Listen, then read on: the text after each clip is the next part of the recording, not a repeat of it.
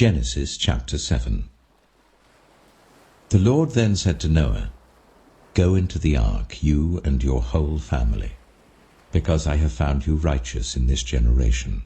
Take with you 7 pairs of every kind of clean animal, a male and its mate, and 1 pair of every kind of unclean animal, a male and its mate, and also 7 pairs of every kind of bird, male and female, to keep their various kinds alive throughout the earth.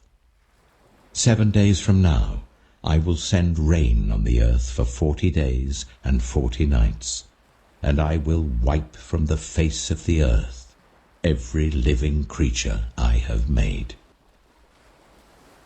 And Noah did all that the Lord commanded him. Noah was 600 years old when the flood waters came on the earth. And Noah and his sons and his wife and his sons' wives entered the ark to escape the waters of the flood. Pairs of clean and unclean animals, of birds and of all the creatures that move along the ground, male and female, came to Noah and entered the ark, as God had commanded Noah. And after the 7 days, the flood waters came on the earth.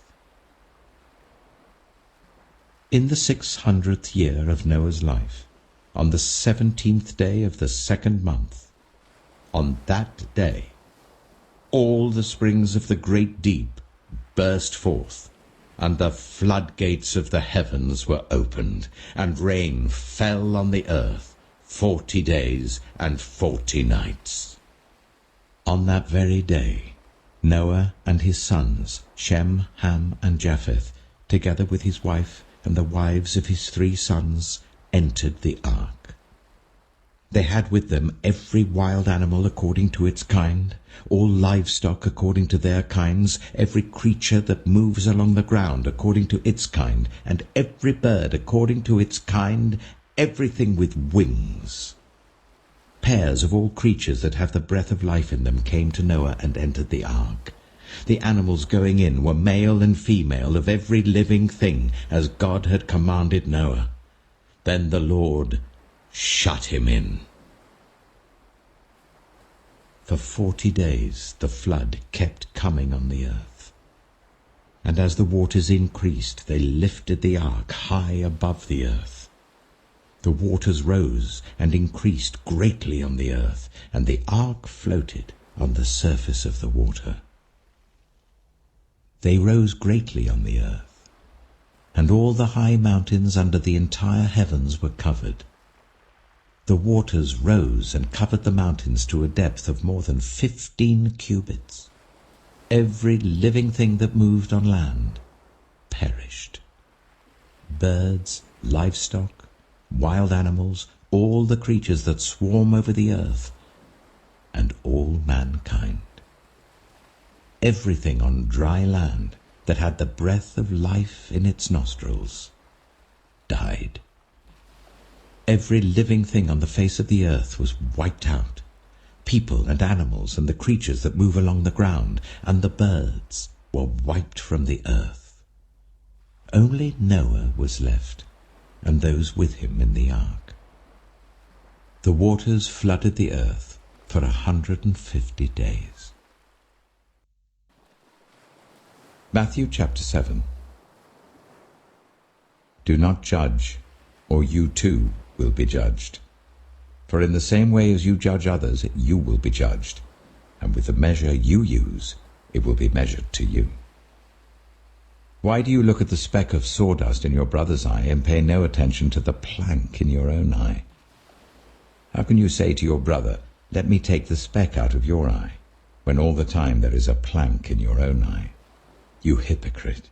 First take the plank out of your own eye, and then you will see clearly to remove the speck from your brother's eye. Do not give dogs what is sacred. Do not throw your pearls to pigs.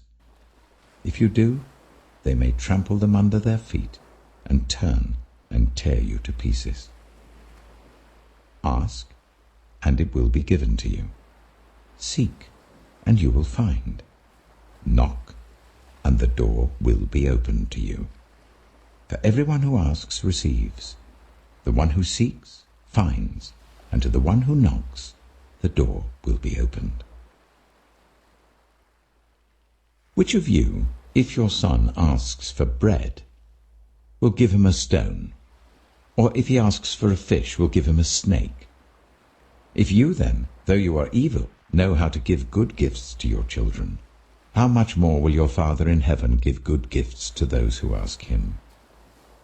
So in everything, do to others what you would have them do to you. For this sums up the law and the prophets.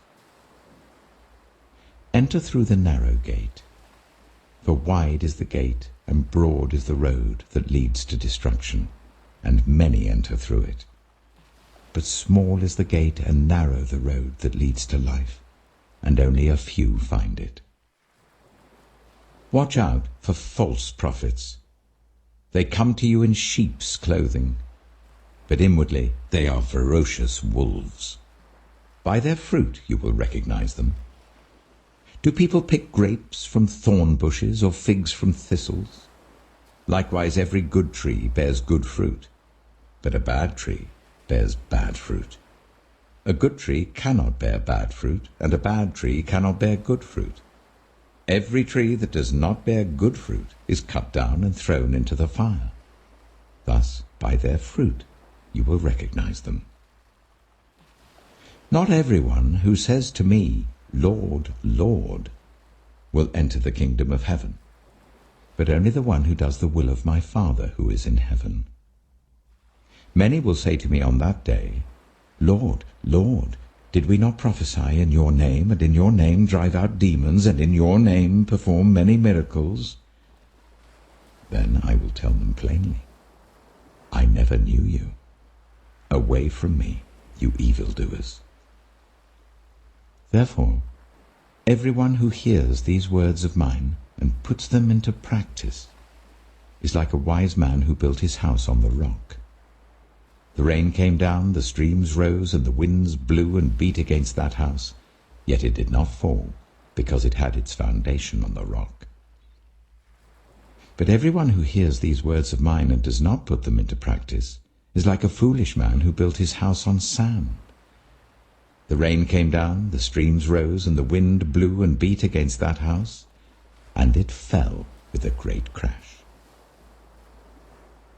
When Jesus had finished saying these things, the crowds were amazed at his teaching, because he taught as one who had authority, not as their teachers of the law.